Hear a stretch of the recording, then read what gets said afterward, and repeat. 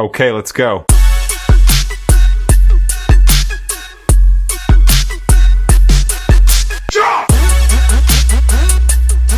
All right.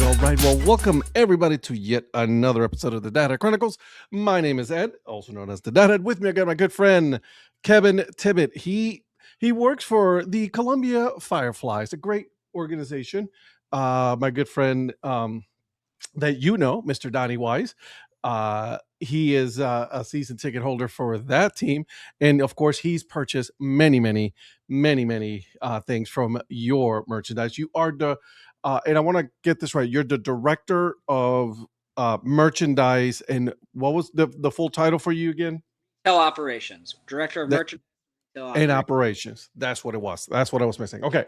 So, Kevin, if you don't mind, I would love for you to give me a little bit of a background on you so that way everybody gets to know a little bit about you, where you come from, what did you do before accepting the role of director of operations and merchandising with the Fireflies. Yeah, well, so short story first, like I came from Portland, Maine prior, worked with the Portland Sea Dogs prior to taking this position and moving down to South Carolina. But the long story of things, it started in college about 12 years ago. I was a marketing intern at the Division I school.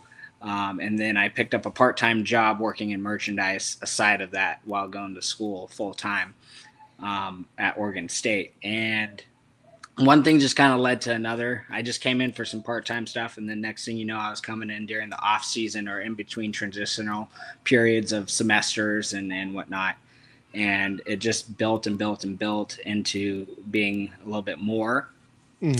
While doing that, mixing it up against different sports.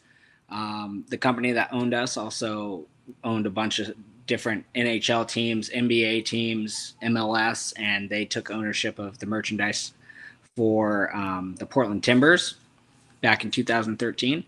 And so I kind of got an opportunity to go up there and help work with those guys, help make sure their footings are on board, or if they needed extra hands to go up there on special events or nights when they needed assistance. So that's kind of where it started. And then after that, I kind of was out of sports after 2015. But I did freelance graphic work. I've been a graphic designer since that time period of college until pretty much I still kind of do it now, but we can just say for about 10 years. Became a small business owner, did some stuff, did merchandise myself at that point, did custom graphic tees and tour merchandise for musicians. Some mostly Bay Area and LA artists. You might know a couple of them. I don't know how adverse your hip hop listening is, but like the Mavericks, pretty well known. They have a lot of good stuff in like the earlier Tony Hawk games and some other things. And then the Living Legends, and I've done some stuff for Afro Man and just a plethora of names. I mean, probably a bunch of them. The one that just popped to me was when you said it was Afro Man. I had the CD. It was one of the CDs and I want to say that I was in high school or like when that came out, and man, was that a great CD, dude. I've seen him live too. Like he's a good performer, even as old as he's getting. He's good. Still to this day. Oh yeah, I saw him. I think it was like I want to say like 5 years ago. I mean, it's not too recent, but it's recent. But yeah, he was good. He's a fun guy. I mean, if he does have the song, "Cause I Got High," I mean, I don't think he cares one bit in at all. Of course. But that's just some people I did some tour stuff with. Some of it goes deeper, multiple tours, multiple individual shows. I've done some art too. I did an art piece for Too Short back in the day when I was in college. He came out and did a concert, and I got to meet him and did an exchange. That was a pretty good experience. And then I did something similar with E40, but it was much earlier. But yeah, I've dabbled in the music industry on the merchandise side and graphic and doing marketing materials and stuff for those guys as well. But leading out of that, COVID happens and venues shut down. going out for concerts shut down. And then some of these places permanently shut down. Some of the artists kind of started looking at alternatives as well for jobs. As so did I.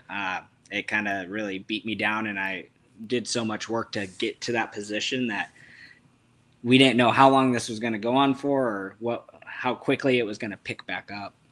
And so I started looking at sports again, and was like, I did a lot, and went into doing that. Did a 4 to 8 month course through I think it was like NYU. They had a sports management, global management course, Hmm. and I busted out in like 2 weeks. Yeah, I mean, I spent 3 hours every morning and 3 hours every night for 2 weeks, and I just hashed through every project. There's a couple nights I probably spent more, and at that point, I realized that like I have the experience and knowledge to do some of this stuff, and so I got back into it. Worked at the Mavericks League, independent baseball, formerly known as the San Francisco Giants low A affiliate with the Volcanoes. And so that was a fun time, good experience. Got to meet a lot of good people, and to build and grow. And then after a couple of years of that, was just looking for the next big opportunity. And there's a lot of good opportunities out west, but there's not as many. I'd definitely say there's more organizations in the sports world east of the Rockies, east of the Mississippis. And so we just, took opportunities and found our way in Maine with the Portland Sea Dogs. And so then, like I said, short story prior, started there and then came down here. And it's funny you say that because obviously we all know, and I'm going back to 2020 when everything happened. We were all affected. We thought it was going to be 2 weeks that we go back into the office. I never went back into an office setting after 2020, because then I started working 100% remote from home. And I remember really looking at all of the baseball leagues, and believe the Maverick League was one of the ones that was going through the pandemic. They were still playing and all of that, but it was all enclosed, right? It was like no fans or anything like that, but it was like they were all there, and it was an interesting time. And I remember the Volcanoes, the Campesinos. I remember all of that, right? Obviously, the Mavericks itself, but it was like, it was a cool time, scary, but it was like, all right, we got some teams that we can follow. And obviously, as you already know, they were one of the ones that were let go when minor league baseball came in and chopped everything and said, "Up, you guys are out." Yeah. And this grew. I call it the mass exodus. I mean, Hmm. teams, I think it was 43 exactly. And some of them I don't think needed to be cut, but decisions were made, and that all happened. So it was tough. And yeah, they did run, and they tried to function, I think, in 2020 for a little while. But then 2021, Oregon was a very strict place, and you didn't know if it was going to open, how far it was going to open up. And so we actually had very strict things put into place to be prepared to, you know, I forgot pods. They call them pods in Oregon. And you had to create pods, and only so many people could be in pods, and so on and so forth. And then they had to come in through individual gates and leave out those gates, and like stuff had to be brought. We had it all planned out, and then literally days before like the first game, the state was like, "Nah, you don't have to do that." And we're like, we just wasted. I mean, it wasn't a waste because we were ready to go, but like we just spent like weeks of time preparing for that, and it was just like we ended up not having to do it. Thank you. I mean, it's amazing, but it was You good. prepare for all of that, right? You prepare for it. You're like, all right, can at least we use part of it because you have everything here ready to go. Yeah. So it was a blessing. Sometimes it is good to put in that work though, because now or you do learn things that you could apply or change for the future, even if it's on a wider scale. So it wasn't for nothing. Um, it just sometimes feels like that. It does. It really does. Okay, so I'm very intrigued by this because you said like I'm running my own business and all of that. Obviously, your business was affected by 2020, right? Yeah, actually, I had a couple businesses, but my graphic stuff with my music was impacted probably the most. Hmm. But I owned an art gallery and a frame shop, and it was affected, but for some reason in Oregon it was considered I was an essential worker. So we still could have people come in, but through pre-scheduling. But yeah, the graphic and the merchandising and that stuff that I was doing on the side as a freelancer was Yeah. the most. Interesting. No offense, like I would have never thought that you would be like, frame and all of that business would be considered an essential worker. Hey, listen, power to you. We were able to make a living. Oregon is an interesting place, to say the least. Yeah. Let's go with that. I've always wanted to visit. It's one of my states that I've always wanted to go to, so it's on my list to go visit. 100% beautiful, 100% worth it. If you do go, let me know. I'll try to direct you in whatever way you're going to hit some hot spots or some very beautiful scenic views. I will let you know for sure. All right, so let's move to your time with the Portland Sea Dogs. Right, it's one of the most iconic logos out there. Like everybody knows when you see it, it's the Portland Sea Dogs. Right, you see that logo and you know what it is. How was your time there? Like, I mean, I know that's like you're moving from the West Coast to the East Coast, right, with your family, and you're going to go and work for a minor league team all the way out on the opposite side of the United States. It was a trip. It was, I mean, we got there in 10 and a half days. We took our time, three kids in a Jeep Wrangler. Um, and it was a good time down. I mean, we didn't just drive the whole way there. So we got to enjoy some scenic routes and kind of hit the Oregon Trail backwards. So that was an enjoyable part of it. Actually, is the transition was pretty seamless when it came to just getting out there and not feeling too dragged out. Mhm. But I mean, once we got there, I got there probably, what was it, like, I think 2 weeks before the season started. So I had a lot to do in a very little time. Um, but we made it happen. I rearranged the store layout, got things working out, maximizing product on the floor, maximizing a routine to bring customers in and off. Because during games, I was told to expect that, we have a very supportive community and very large crowds throughout the year, and whatnot. And that first year we had probably, I think it was 22 sellouts if you count the banana games. So yeah, it was it was it was busy, but I find the games to be a little bit more enjoyable. All the hard work happens prior, but since I didn't have an off season, um, building up into it, I did spend a lot more time during the day making sure things were regulatory and prepared for each game. But once the gates open, I think that's when all the hard work rolls forward and kind of runs itself. As long as you have a well trained and very consistent team, and in Portland, I had that. I mean, I had probably 12 to 16 staff, and about give it take any night, probably 8 to 11 of them were working in a 500 square foot shop. So it was fun. We moved quick and we moved fast, and we did everything we could to keep the customers happy and to see as much of the game as possible. Something you said that intrigues me, and I'm sure you did the same with when you moved down to Columbia, is store layout, right? I can just envision just you standing in like either a corner or in the front of the store and just looking at everything, the flow with customers, without customers, all that. Like I'm very intrigued in how you manage, with the Sea Dogs. How did you approach that arrangement of the whole store again? Yeah, well, when I originally got there, or just before I got there, they had already started maybe talking about rearranging the store. So it was a little bit in pieces so I could kind of do my thing.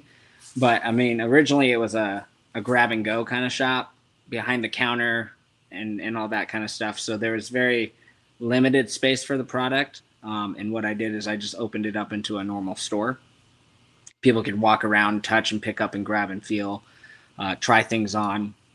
And then if something maybe couldn't be found on the floor, you know, see if we could find somebody that can find it in the back to restock it and keep the wheels turning. But there, like I said, it was a 500 square foot shop, so I had very limited X access across all angles of that space to work with, and so we had to find ways to go vertical. And so we got like some cubby systems, which aren't always ideal in shopping because the less folding you have to do, the better. But in this case scenario, it worked really well for us because we were able to probably double the product that we had on the floor because of these cubby systems. Youth, it fit perfect. We could fit. They had four cubbies on each one, so like we had youth small to youth XL, and then just below that you had four more cubbies, so you didn't have to have the same shirt. So we were able to put 10, 20 different youth items out and to create variety. For adults, we were able to just go from like adult small to 4X, which also opened up a lot of opportunity of what we offered our customers. Where there's always those people that are wanting big and tall or larger sizes, and like you just usually don't or can't find time or space for it. And so that really opened up those avenues. And then we had a hat wall, which I love the hat walls, as you probably do as well. We had a very extensive fitted hat wall, and then we had our adjustable hats in two different corners of the store.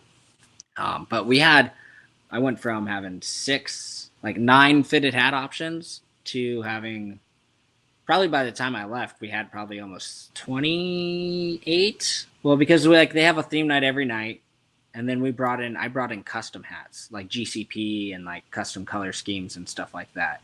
And so that opened up like a whole nother dozen hats on top of what we already had. Gotcha. So that was exciting. I did bring some hats down, but I don't think I brought any of those actual hats down. You brought in custom ones, but let me ask you this, and then we'll move into what you're doing here in a little bit. But I'm very into, because the Portland Sea Dogs have, by far one of my favorite when they came out, Copa identities. Hey, wait a second. Yes, that one, the Alces, right there. That is actually one of my favorite. I actually have that in a dad hat in that same color scheme right there. Look at the gloves, the even the way that it is set up. It's such a cool design. I absolutely love it. Like the way that he has like kind of like a tattooed face, right? The arrows, and it's subtle though, because it's like two-tone magenta. So you got a pink with like the shiny pink, and so like you see it with the shadowing of reflection, but like you don't, like from afar it's just solid, right? It plays. And I love that detail about it. Like, I mean, it's such a cool little subtle details. Obviously, you got, with the rack, right? You have it'll set up as a glove, and I'm like, man, when I saw that, I was like, I need this hat like yesterday. Story. I bought this hat my first season working at the Mavericks League because of this hat. And I got so intrigued and so inspired by Copa hats that I went out and I ordered some. One being the Mazzana Luchadors from Fort Wayne, one being the Alces hat, and there was a couple others. I can't remember which ones I ordered at that time, but I ordered like 4 of them. That it really sets the tone. It's a shame that they don't have it anymore, and maybe one day they'll bring it back. Even if it's not a Copa, which I hope it would be, even if it's not a Copa, if they recolored it and revisited it as maybe a different theme night, it's very main. It's very main. So I'm a little disappointed because I'm on their website right now. It's there, but they only have it in one size, which is 7 7/8. And I am not a 7 7/8. I am a 7 3/8. And it's disappointing because it's such a cool, the color, right? Like the baby blue with that magenta color, right? And then the yellow on the eyelids. It's such a cool little details that I love this hat. And also, and the one thing I like, a lot of people like to take it off the New Era logo, but I like the fact that the on this logo on this cap, the New Era is the same color as the brim, the same magenta color. Well, and the eyelets are yellow, the buttons, and then they got the navy with the magenta on the back. Or the black. It's black. Sorry. It looked navy for a second. Well, and another good hat they have is just their try and true, their retro hat. You know, the staple, the teal and black. Like I could tell you what, like they never could have switched colors, and nobody would have cared. Being a Red Sox affiliate, that they love this. If you're a real Sea Dogs fan, or you want to be in the know, and you're in New England, these are the colors you want to be wearing. Like you can't go from Boston to Connecticut to New Hampshire. Like you will find more Sea Dog stuff than any other minor league team that they have in that area, except for maybe in Mass, you'll see some Wolf Sox stuff, but that's still the Red Sox. So That's interesting because one, I love it. I think it's a great color. Like those are the Marlins colors, right? correct.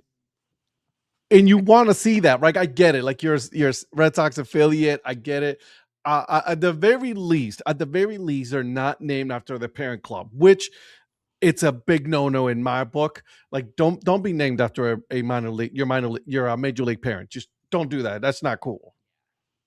Well, and luckily for the Woo Sox, like they go by the Woo Sox, their nickname. They are known as the Worcester Red Sox, but they go by Woo Sox, and I mean that I think will become their permanent name in the near future. But I get that. Like Bricktown Dodgers, very very respectable organization, but now they've stepped away from that, and now they're just the OKC Comets. Mm-hmm.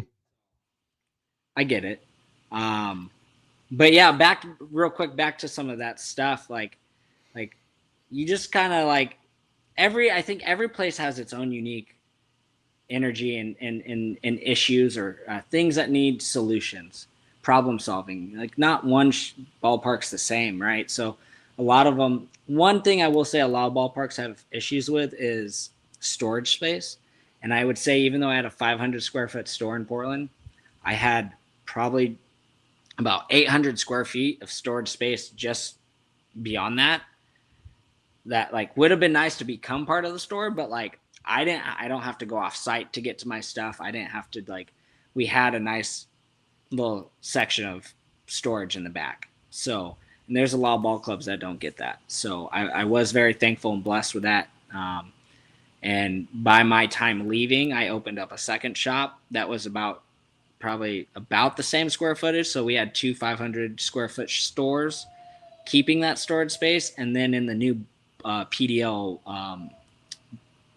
clubhouse that they built, we got I think it was another 800 square feet or 1,000 square feet of storage space with high ceilings. So the vertical capacity was much bigger than what we had in our other storage space. So we did build and we did expand on that stuff there, which made big differences when it comes to ordering and what you can have and hold on hand and all different stuff. So let me ask you, because you said something that I want to touch on, and then I promise we'll move into what you do right now. That's fine. You opened up a second store. Now, was this an offsite store? Was it nearby?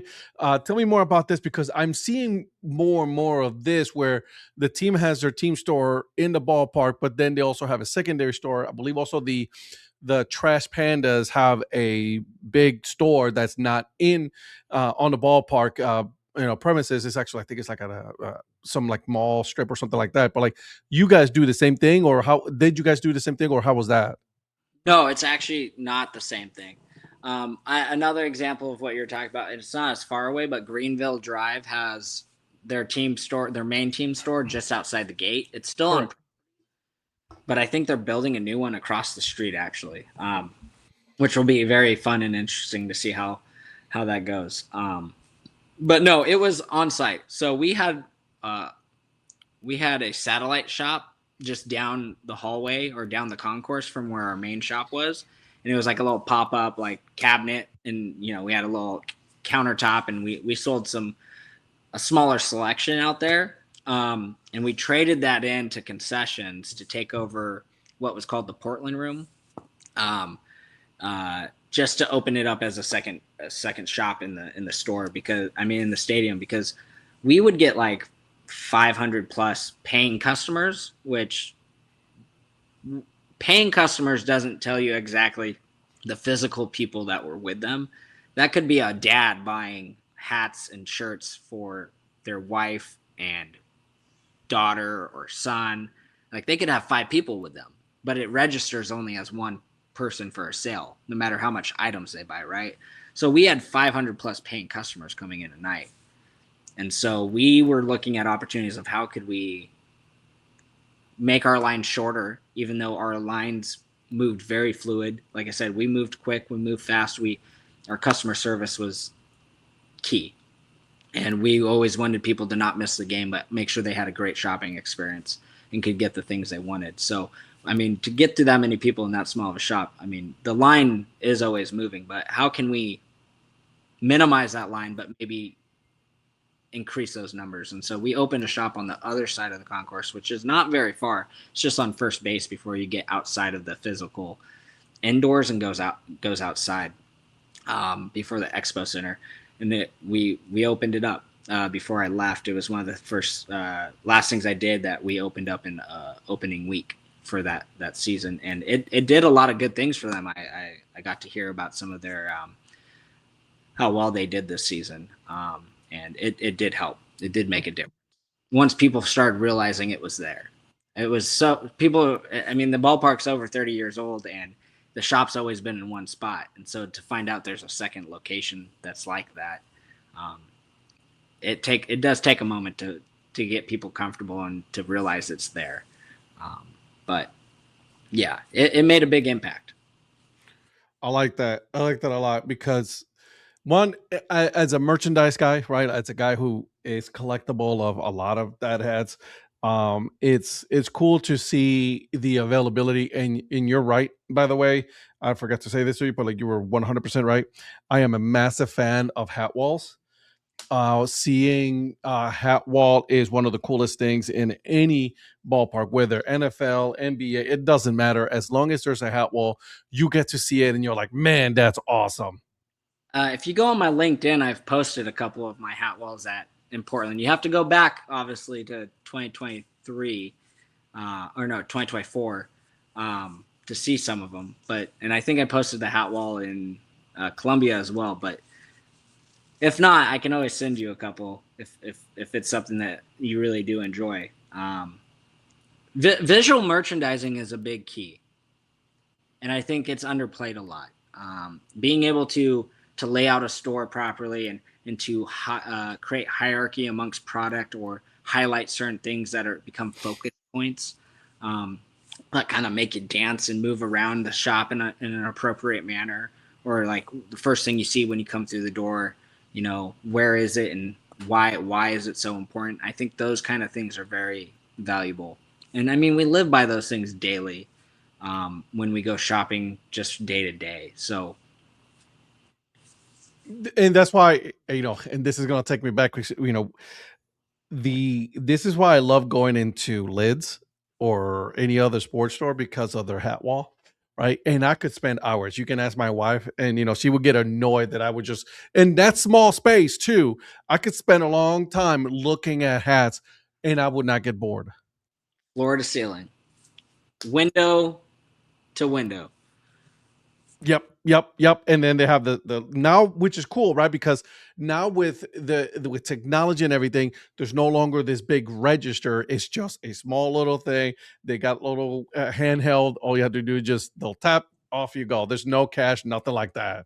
Before you said that, I was gonna say, and it's amazing in that small store how they found to put an embroidery machine in every one. But you just let the cat out of the bag, right? Like the kiosk, the point of sale system is just so much smaller that they don't need all that counter space to do it anymore. So Innovation is what it is innovation. And you gotta, like you said, and something that just keeps ringing in my head is you have to maximize your space, right? What can we do to maximize the space? There's floor to ceiling, let's put nothing but hats. There's no windows because it is all in malls, and it's like you gotta maximize. You want embroidery? Okay, well, we gotta take out the big register that we no longer need from the 1990s and get more with the times.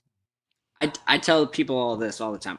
So as an artist, not just a designer, but an artist, I take inspiration from a lot of different things and try to apply them to other things. I learned that in sports, discipline and all that. Just because you're playing a sport doesn't mean there's not things that you learn from it to apply to others. But like prime example, tiny homes, like these people take these tiny spaces and they find every inch of empty space and try to create a storage space out of it, or a cabinet or something that they can put something there, or equipment that runs something that doesn't take on extra space. And I think sometimes we underutilize that mindset when it comes to like even a normal size home or a bigger space, that like there is a lot of wasted space. And just because you have the space, what can you do to maximize it in those ways? And so that's something that like I would never live in a tiny home, although I mean I'm sure we all have maybe thought about it once or twice and gone, maybe that would be fun. Or have a little tiny home cabin off in the no man's land for a beautiful scenic area. But like I do like watching them for that reason, the unique different ways that they find to not waste space without it being over cluttered or whatnot. So I take that to mind when I look at my store for visual merchandise. Interesting you say that, because one, I watch a lot of like on TV, a lot of those little tiny homes shows and everything. And you're right. I don't think I would ever be able to. I'm 6'2", like I'm not a small guy, right? So like I would not be able to fit in something like that, just because it would just I couldn't fit. It's just simple as that. But seeing how they utilize every inch of that little home, right? You got stairs, okay, but under the stairs we're going to put shelving units, we're going to put drawers, we're going to put pull out drawers, so that way we'll be able to get more things in there. Under the bed, pull out drawers as well, more. Or you can lift the bed up, right, and then have that all as storage and things like that. And you have to, and I'm glad that you said that, you have to use things that are not sports related in order for you to bring that into your store. And I do that with a lot of different things. And it's not only just the visual merchandising side. I do that in the storage. Like I said, in Portland, 500 square foot shop, you got to find ways to maximize or to be creative in creating more opportunities to sell more items or more of the same items. And um, also to be able to replicate that in your storage space, if you have one, makes life so much easier, not just for yourself, but your staff, knowing and finding where everything is and being able to access it quickly. I rearranged the whole storage space after my first off season there, just before the second season. Like, it just got done weeks before, and it made a big difference that second season. Like, I hung everything in the back that was hung in the store. We didn't have it folded in the back. I took the extra time to just get that done, and anybody could then go back there and they can find it because they can see the item, they can see the color, they can quickly see what the design is, and then it's all organized by size. So it's easy to search and find things. If say I was sick on a normal day and somebody from the ticket office had to help a customer, like they could go in the back and cakewalk. I like that a lot. Yeah, it's just I used to work in retail many moons ago. I worked in a lot of stores, a lot of clothing stores.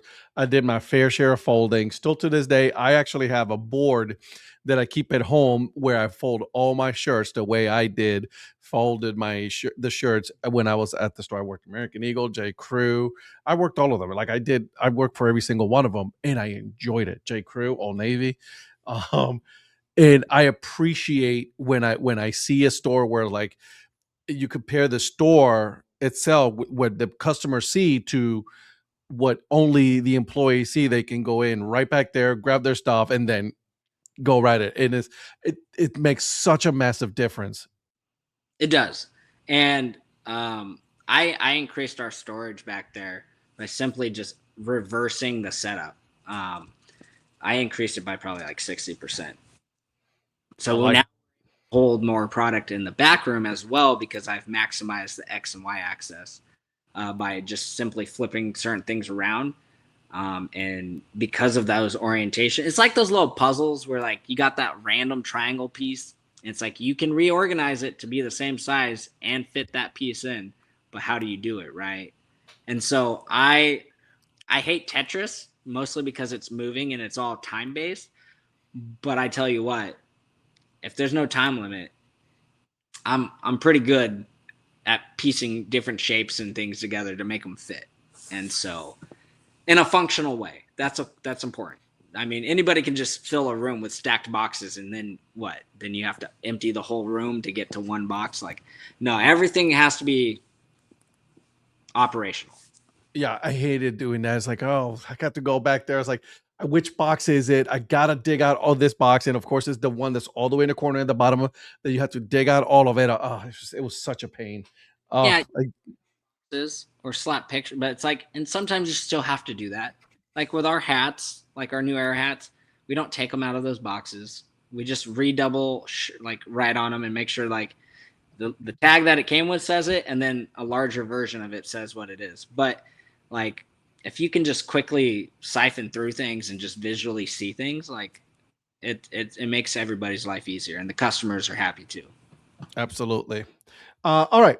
So you're in Portland. You're loving it there. Your family loves it and all that, and then you get the opportunity to um, really interview and go and come down to Columbia. Tell me about that whole process of going from Portland now to South Carolina. Yeah, it was tough. It was a tough situation. Because as you can see, I love Portland. I loved what I did. I love the community. Had great relationships with the fans and other coworkers and uh, game day staff, and it was amazing. It was a place I never knew I wanted to live until I lived there. Um, but we always had plans to try to find a way to get down to the southern region, whether it was Tennessee or the Carolinas, and then a little further west, maybe Texas. But getting out here was the biggest thing. Like I said, Portland blessed me with giving me the opportunity to move out there in the time I did, and to get my foot in the door and to do the things I said I would do. Um, and they gave me that opportunity, knowing that there was a chance that it wasn't going to be forever because of just wanting to get out to places. It's crazy how you can mark on an application that you're willing to relocate, but then when people start like, oh, you have kids, like, is 3,000 miles really ideal? So no, Portland gave me the opportunity to really advance myself and to get my name out there. So I do thank them, and uh, we'll love it up there forever. Um, and so an opportunity arose uh, down here in Columbia. I had looked at a couple opportunities down in Jacksonville and some other surrounding city areas that may have been some good peak interest. And then, like I said, I applied. I applied for this one, and we went through an interview process and everything, and it was such an amazing experience. I could just I couldn't say no. I've worked with a lot of relative brand names or organizations that have become well known over 20 plus years. Like even the Volcanoes are not minor league anymore. They were for 20 years. They're pretty well known even to people today. um, they know them, they talk about them. Very reputable brand. Great hat, very iconic. Same with the Sea Dogs, though, right? They've been around for 30 plus years, very reputable. And that's fun. I like doing that, but I've always wanted to work with a newer or a younger organization that's building and trying to grow into that. Um, and this was one of those opportunities. I had looked at maybe trying to work there earlier, a couple of years back, and uh, it just didn't work out. It was for a graphic design position, not merchandise at the time. Um, and so all these steps led to that. But yeah, I'm very thankful, very blessed. Got here. They very timely in allowing me to relocate and to get down here. Much shorter drive. It only took us 2.5 days, moving at the same pace. uh, didn't have as much fun, but we did stop, we did rest, we did eat, and but it was just a shorter trip. We skipped going through the cities. We didn't go through Philly. We didn't go through DC. We went inland to Pennsylvania and then down the center. So we went through VT territory and stuff when we went through Virginia, and it was a good drive. Um, but yeah, that's kind of like how we got down there, um, and it's been fun since. So What was the very first thing you did? You walked into the Fireflies and you're like, all right, what is my first thing that I'm going to do now that I'm fully employed, I'm working, it's how that happened. I showed up in Sea Dog gear, and no, I'm just kidding. Uh, I thought about it, but no, I down there we got settled. Um, After that, I went in a couple days before my first day, um, just walked through the place because I hadn't physically walked through it yet.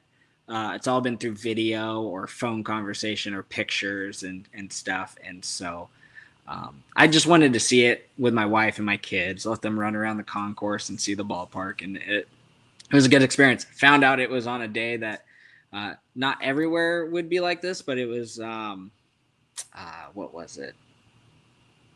I forget what the holiday's called. But it was a special holiday, and most of the staff weren't in, so no one knew I came by. And I thought I was going to meet a bunch of people, um, and so I started a week later after that, and I thought I was going to start working not on a homestand, but I misread the schedule, and it was a back-to-back homestand. So I started the second homestand, thinking I had a week to get things ready for the next homestand, and Yikes. head deep. Let's just say that. That's insane. Like, and we all make this mistake. It's like, oh yeah, like, we're gonna go to the game and everything. It's like, oh no, they're not playing, or they're like, I thought I was gonna ease myself into. It's just nope. Turn on the full hose. Here we go. And I'd say, with my experience and my awareness and knowledge and stuff, I think that actually worked out better for me. Even if I didn't intend for it to happen, it was kind of like a sign, like, hey, you can do this, but like you're probably going to be way better off doing it this way than you would if you didn't. And I did. I learned a lot. Just seeing how the customers interact, met some of the season ticket holders that had been waiting a couple weeks for me to show up. So I was warm welcome by a handful of people. Actually, one of our season ticket holders at the beginning of the season actually was moving to Portland, and they were looking at becoming season ticket holders up there. So they spent a weekend up there and met one of my staff members that actually moved from um, Spartanburg area. So he's from down here, and he's like, "Oh, Kevin," and like, so yeah. When they came back, they talked to me, and they were like, "Yeah, we really loved it there. We're definitely probably going to become season ticket members." And I was like, "Or you could stay here." No, I'm just kidding. I told him, "No, I'll get you. You'll be very well taken care of. Good accommodations." And so, like, a very warm welcome. Like, people in the South, definitely conversation starters. Definitely there to see, like, if you need anything, or like, just very kind and polite. So that was that. It was an enjoyable welcoming.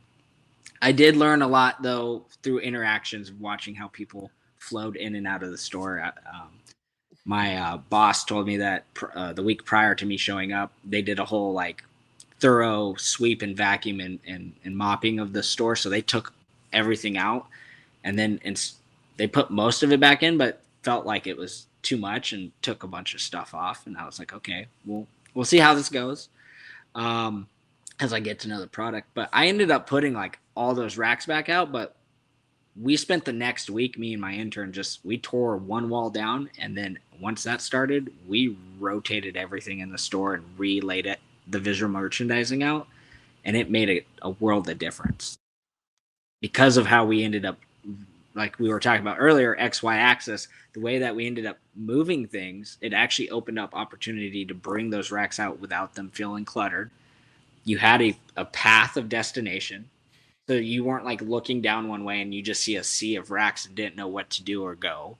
Like there's a clear alleyway. Um, we had focal points. We put a jersey wall up down there, and then just to the side of it, you see the hat wall. Which, as you walk across the concourse through the windows, you see that hat wall. But when you first come through the doors, you don't. But you know it's down that way. So now you have to walk down there, right? Um, a good rule of thumb for that one is think of like grocery shopping, right? We all do it, whether you like it or not. But what are some things that you need the most? Milk, bread, eggs, cheese. Maybe if you're lactose tolerant, maybe not some of those things. But even then, the non dairy or the lactose free versions are all in the same places. They're in the back. They know you have to get them, they know you know where they are. And so you walk through the whole store to get to them. And so you got to use those same proven situations, even in sports merchandising, right? It's retail. It's all retail. It doesn't matter what you're selling. It's funny. It's something that you never think about, right? But like you're such a student of your craft. So you have to study that, right? Not just a lot of people tell you is like, listen, when you're about to do something, don't just look at what you're doing or like in your specific sport. Look at other sports or look at other stores or look at other non-sports items that can definitely help you. For example, like you said, it's such a great comparison. The grocery store, we know where the milk and the eggs and the cheese and all of that is going to be. We all know that all the way in the back, usually all the way in the corner in the back. Yeah, whether what store you're going to, right? If it's Walmart, obviously it's in the back of the grocery section, just straight back. But if it's like a Safeway or a Kroger or something, it's in the you enter on the right side of the building, so it's in the far left corner, right? It's always the furthest away. Yeah, and you don't think about those things, right? Because it becomes second nature to you. But like you have to go there. And then what do? They fill it up with all their like trinkets and all this other stuff. And to get to catch your eye, to be like, oh, I didn't think I like this. I need this. So like you're just like, yeah, I'm gonna get you to the destination, the final destination. But in the meantime, I'm also gonna get you to look at other things that are Fireflies branded that you definitely wanna get. Well, and the problem that we were seeing that first week is that people would come through the door and the hats were on this first wall just to the right, just right there, right in front of you. People would go there, and it's like great, you know. Here's another fun fact: like number one selling item in baseball or sports alone, but baseball most are hats. It's the number one selling item. So like, it's great. Obviously, people are going to go to the hats and want to buy them, but nobody ever went down the far leg of the shop to the right unless there was too many people at the hat wall.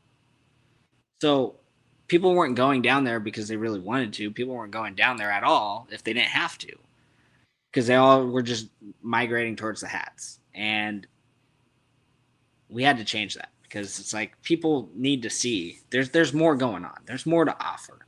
So we turned that wall into the ladies section. So the first thing you see is boom, women's. And there is a small hat section there.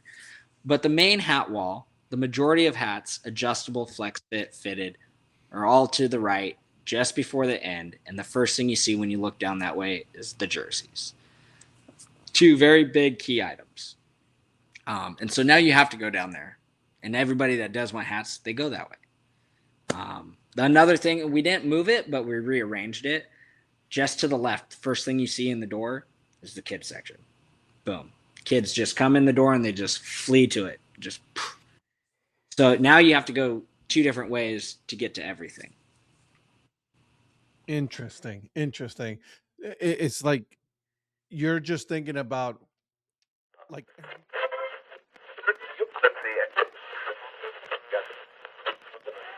what is up, everybody, and thank you for joining again with this interview. Now, here's the thing.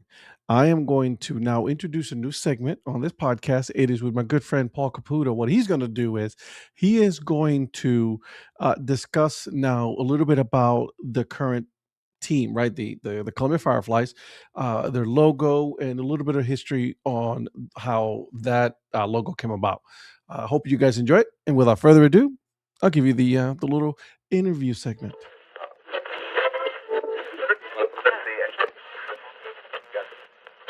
All right. Well, welcome everybody to the Data Chronicles podcast. This is an extra segment, which I have my good friend and fellow co-founder of Corporate Media, Mr. Paul Caputo, podcaster as well. I'm sorry, I apologize. What are you apologizing for? You're a podcaster. You are a reporter. You write articles. And then of course, if we had Patrick here, It would be a whole long list. Exactly. So we're not going to do that, because we're going to leave that up to him. But yeah. How are you today, my friend? Ed Rivera, I'm doing very well. It's a 3-day weekend, and we're in the middle of a 3-day weekend as we're recording this. And that makes me happy. And I'm always happy to be talking to you, my friend, about minor league baseball logos. Of course. Right? I'm drinking a lot of water. I've been so dehydrated. So that's good. Listen, I'm an old man, and I just got my second shingles vaccine shot, and so I was knocked for a loop yesterday. It was sort of you were loopy. I was just sort of draggy and a little feverish, and today I'm better, but I should probably be drinking more water. I actually on Friday morning I pulled my back again. Oh boy! So this weekend has been me sitting around a lot. Yeah. Especially today, even though I did some laundry, folded a lot of laundry, but it was sitting down, taking breaks, heat pad, the whole 9 yards. Anyways, listen, I digress here. Yeah. The reason why we're here is we are going to be talking about the Columbia Fireflies, right? As you know, you write about that on the sportslogos.net. And I want you to tell me a little bit about the Columbia Fireflies. Why the Fireflies? What, how that came about, all of that fun stuff. Let me ask you a question about not this team and not this logo, but the particular insect that we're talking about. What do you call them? Do you call them fireflies? So there's fireflies and then there's lightning bugs. Yeah, they're the same thing. But they are. Yeah. I call them lightning bugs. I call them lightning bugs too. Is that a northern thing? I think it might be a northern thing, but guess what? Columbia, South Carolina is also lightning bug country. So by all rights, this team should have been the Columbia or the Carolina lightning bugs. That's what I think. But they went with fireflies. I don't know if that was, maybe the design firm that they were working with was influencing them. The design firm was Atlanta-based Sky Design. So it's not one of the big firms. It's not your Brandioses or your Dan Simons or your Ryan Fooses or your Sky Dillons. It was Sky Design, different from Sky Dillon. I was just going to ask that question. I was like, wait, hold on. So this is a totally different one than Sky Dillon. Yeah. Sky Dillon is SKYE. Sky Design out of Atlanta, SKY, no E on it. So interesting. See, I'm learning always something new here with you. But this is, first of all, it was super, super well received. I don't want to get too much into like the franchise history, but this team was the Savannah Sand Gnats. I like that logo, by the way. It was a fun logo. Yes. Yeah. But they went from being named from one bug to another bug. Between 2015 and 2016, which in its own way kind of paved the way for the Savannah Bananas, right? Like would we have the Savannah Bananas if the Fireflies hadn't moved, if this franchise hadn't moved, right? Like, so it's pretty interesting. In general, this logo was sort of based on, the idea of sort of like summertime. There's like a jar where, because kids are always catching lightning bugs. There's, actual like flames. There's an FF logo it's made of like flames. There is a lightning bug itself. And so they're really playing off of, the sort of summertime notion of lightning bugs, fireflies. Right. Certainly brings me back to my childhood when I'm out there, like playing wiffle ball. I picture like 9 o'clock at night, in the summertime in August in the, suburbs of Philly. The sun it's getting dark and you can picture the lightning bugs out there lighting up, and you shift from sports to tag or catching lightning bugs or whatever. True.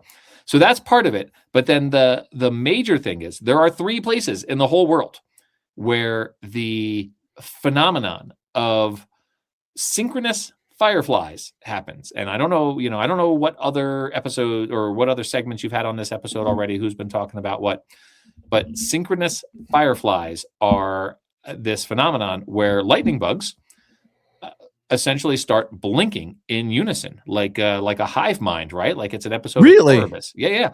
They're blinking in unison together, right? Like, and it's, and scientists have not like fully explained it.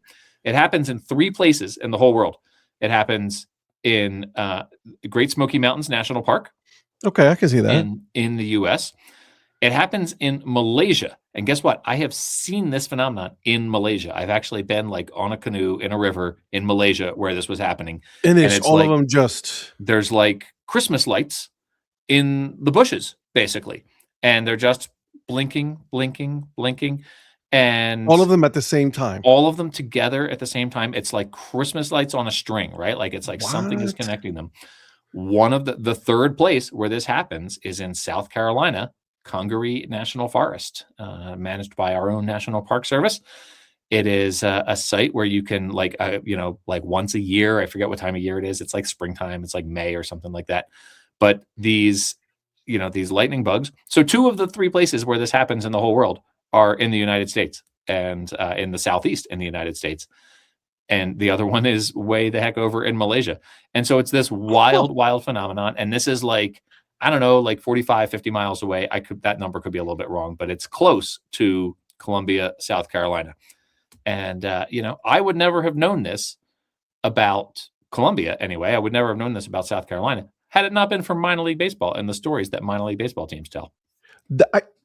I would have never thought that ever in my life would have known that. Because obviously in Cleveland that we have them, right? But it's just like they're not all of them are in unison.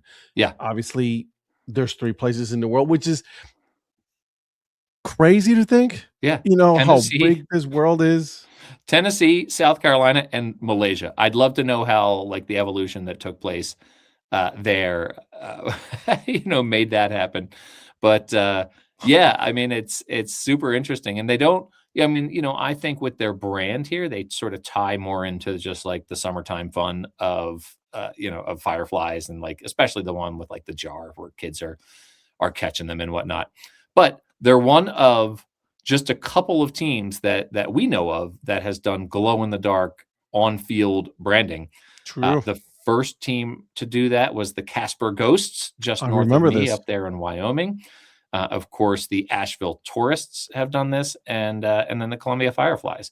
So there's a few teams out there that have done glow in the dark uniforms, and then of course nothing like what you've seen with what's that thing that you saw? Oh, that's right. With they did it last year in Durham. The chili peppers. Yeah. The glowmojis. Right. Yeah, like so it's nothing like that. They're not like turning the lights baseball. out and playing in the That's dark what they're like calling that. it. Cosmic baseball. Right. That's it. So so this is one of those things like I always try to say like how you can tell the story of America one logo at a time. What a cool thing to know about our natural environment, right? Like, and it's Tennessee, Great Smoky Mountains Great Smoky Mountain National Park in Tennessee, and then Congaree National Forest, which I had also not really heard of. I was not super familiar with Congaree National Forest. Cool name. Yeah. So, just a really distinctive logo, a cool, distinctive brand. The glow in the dark yellow combined with, the dark blue and the sort of lighter gray, like that glow in the dark really stands out. So controversial to call them the Fireflies instead of the lightning bugs. I think lightning bugs would have been a cool name as well. And then they could have done stuff with like lightning bolts, kind of like the Windy City Thunderbolts do. Yeah. But, it's very, when they were the sand gnats, right? Like they were this really, sort of cartoonish, a little bit like the old Skeeters, right? Like the Sugarland Skeeters, it's just like, we're going to name ourselves off like the most annoying bug that we can think of.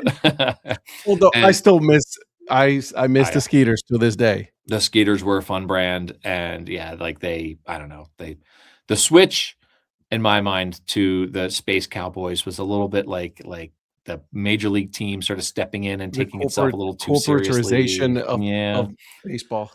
So that was, that's a little bit of a bummer. I miss the Skeeters as well. I mean, I don't think that the Space Cowboys is a bad brand. It just is sort of generic to me. Like, it doesn't feel terribly interesting to me.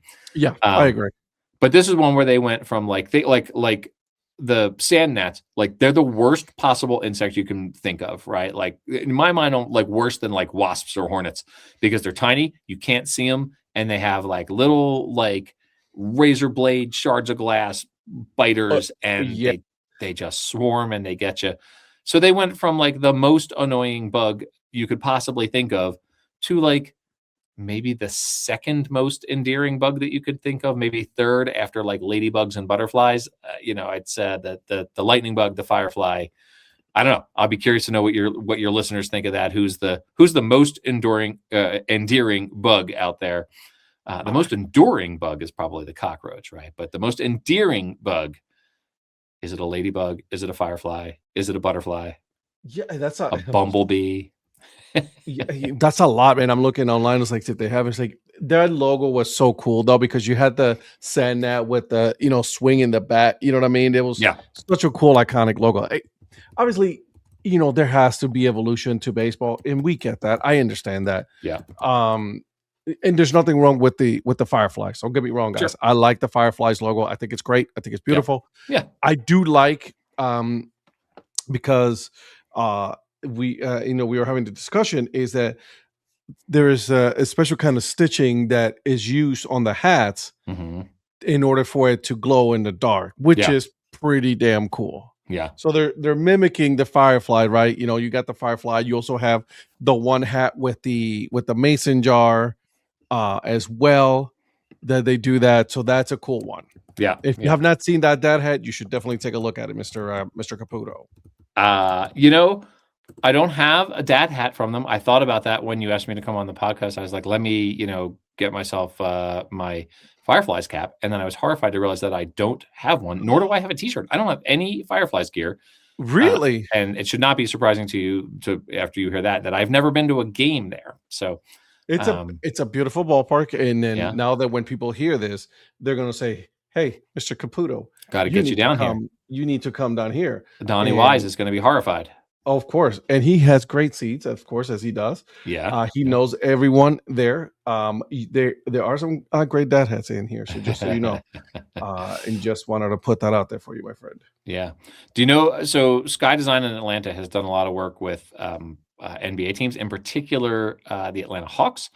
I can see that. Yeah. But if I'm not mistaken, there was one other team that they've worked with in minor league baseball. And I don't think you would ever guess it because it's a very different, distinctive kind of brand. It's the Fort Wayne Tin Caps. Really? Yeah. Yeah. I actually like the Tin Caps logo. They've done a really good job on both of them. Yeah. Yeah. But they don't work on that, huh? Interesting. Who doesn't work on what? They don't really work on baseball. They do mostly basketball. Yeah, a lot of basketball stuff, a lot of stuff with the Hawks. Yeah. Now I have been to a Tin Caps game, and I really like that logo, the little apple with the metal hat in honor of Johnny Appleseed, Mr. John Chapman himself. But that's a fun brand. To my knowledge, those are the only minor league baseball brands that they have worked on. So okay, all right. But they both have been successful, I would say. I mean, this Fireflies brand is a good one. There's a lot of stuff sort of like swirling around them. Like you see, they do a good job of creating that effect of like you're out in the summertime and you just see these fireflies. But I don't know how you would, in a static logo, represent the idea of blinking synchronous fireflies all at once. True. Like that's true. Yeah. But, you're not that far from that. I mean, it would be interesting to I have been down to this ballpark. Yeah. It's beautiful. Okay. I have to now go back and try to find exactly where this is so I can see the Fireflies in synchronicity. Yeah. When I wrote about this team on sportslogos.net, I called it a Christmas in springtime wonderland of lightning bugs blinking in unison. Look at you and your use of words. I know words, and this was before AI was doing everyone's writing for them. What? That I would never use AI to You write would an never. email. You would never. I will say this: I don't use AI when I write for sportslogos.net. That's for sure. I write all my own words. Well, I mean, isn't that your degree? It is. I'm a journalism. I did study journalism at the University of Richmond, so I'm Richmond Spiders. I go Spiders. I'm obligated to fight the Skynet robots for as long as I can here, but no, and I get it. Listen, there's we're getting out of and this is a whole different podcast, for AI. Yeah. So Sure. is there anything else that we should know about this logo, the Fireflies? Obviously, they got a number of different logos. They got a couple of theme nights. They got the grits, the chicharrones. We don't talk about Marvel on this podcast. We're not going to do that. Yeah. I appreciated when they did the grits food-based alternate. Not every team puts their alternate brands on Helmet Sunday. And I love a Helmet Sunday. I know you do. Both the grits and the chicharrones, apologies for my pronunciation. No, you did good. All right. That didn't really roll my R, though. I felt well, you didn't, but it's okay. I'll forgive you. There it is. That they put those brands on their on their ice cream helmets. I appreciate that. I think that's fun. The chicharrones and the grits are very, very different brands from if you talk about brand equity, like trying to sort of integrate those alternate brands with the Fireflies, it's just like, as with many alternate brands, and I think this is more common than not, there's no like real relationship between one brand and the other brand. Mm-hmm. So the grits is a really fun sort of cartoon food-based one. Whereas the chicharrones, I think, is pretty interesting because it's one of the Copa brands, but it basically features like a butcher's diagram of a pig. That is true. Yeah, and so for that one, I think that it is, it's different from a lot of the other Copa ones, and I know that these teams cycle their Copa brands in and out, kind of like Major League Baseball does with the City Connect uniforms, and so. There's a life, there's an expiration date. Yeah. On these logos. I bought a Phillies City Connect hat, and as weird as this might sound, I kind of wish I hadn't. Like, I wish I hadn't fallen for it because, first of all, I don't even like it that much. It's got the Liberty Bell on it, which annoys me because I think it's overused. And they're going to cycle it out after 3 years. So, like, are our stands at Major League Baseball games just going to be filled with people wearing different caps? Yeah, exactly. So people in Cleveland still wear Cleveland Indian stuff. Well, sure, yeah, and I think that's going to be forever, right? Like, they'll never stop. Obviously, yeah. I still got Cleveland Indian stuff. Sure, yeah. I'm not getting rid of it. No, because it's part of the team's history, right? Like history. That makes sense. But to me, I think about these teams that have had like all these different colored brands over the years, and then like people will wear their old stuff to games, and then you look at the stands. Like, I love going to a Phillies game, and it's just like a sea of red in the stands, right? Correct. Like, but then you think about these teams that have had all these different colors in their brands over the years, and people wearing them all to the game, and they're all different colors. So, well, I think Major League Baseball finally, in my opinion, they finally got smart with the with merchandising. Yeah, and they know that we will buy things. And so minor league baseball led the way, right? Like, so it's they're the pioneers of it. The ice cream helmet Hall of Fame in the out there behind me is a testament to that, right? Like, I mean, there's not the ever growing Hall of Fame. The ever growing Hall of Fame. It's a little quieter during the off season. Stuff doesn't show up in the mail the same way that it usually does, but I've got like a handful of things from the Fireflies, right? Like, I've got, the chicharrones, and I've got the grits, and then I've got a couple of different Fireflies ones. So they know we're going to keep buying stuff. There it is. If I had minor league baseball in Colorado, I would buy stuff for those teams. Well, it's how it goes, my friend. That's how it goes. Yeah. Mr. Caputo, thank you so much, my friend. Where can people find you on all of the socials? Just look for Baseball by Design, Instagram, Threads, Blue Sky, Baseball by Design podcast on Facebook. Wait, you do a podcast? It's called the Baseball by Design podcast, and that's what it's called on Facebook because somebody else like snatched up Baseball by Design on Facebook. So you have to put the. So you got to put podcast at the end of it. Baseball Lord, I mean the humanity. I've got 33 followers on my Facebook page because I started it just like a couple of weeks ago. So, congratulations! If anyone listening to this wants to go find the Baseball by Design podcast and give it a follow, percentage wise, that would help a lot. But and make sure you subscribe, like it, and all that fun stuff. Right? Like, subscribe, rate, review, subscribe. That's what rate, they say, review, right? subscribe. There it is. So but hey. You inspired me. I say this every time we talk. You inspired me to start a podcast, and it's been one of the most fulfilling things I've ever done. I have a great time with it. So it's a lot of fun, isn't it? It is, and I'm thrilled to be a guest again on the Dad Hat Chronicles, and I'm thrilled to see all of the cool different things that you're doing out there in the world with your live shows and your every third email I get is YouTube telling me that a channel I've subscribed to has gone live. And I only subscribe to one channel. So. It's mine. And I got like 1,000 shows, guys. I'm sorry. I apologize, but I do. That's fine. Guys, thank you so much. You know what? Here's what I'm going to do. We're going to end it here because this is literally the end of the episode, right? We are going to, this segment going forward, I'm going to have you come back. And we talk about the team that I have interviewed and all that. And I want to give them a little bit of history, a little background on the logo and all that stuff. So guys, make sure you subscribe to the Data Chronicles podcast, to the Baseball by Design. I just butchered completely that, but thank you so much for not saying anything. And also go to corporatemedia.com so that way you guys are always in the know when there's new episodes coming up with every single one of us. Okay. How's that? That sounded pretty good, didn't it? You did, and you know what? You do a great job keeping up on the Curve Brim Media social medias. You didn't ask for that job, but someone had to do it. I had to. Yeah, right. You're doing a good job with it. So it's fun. It's a lot of fun. Yeah, it is fun. Curve Brim Media. That's right. But for those that are watching on YouTube, make sure you hit the subscribe button, share this video, share the episode if you're listening to it with someone that you know that would definitely enjoy this. Make sure you follow Mr. Paul Caputo right here. He does great stuff, bringing out new logo designs and also interviewing the people that are, in the business of minor league baseball. So much fun. It is so much fun.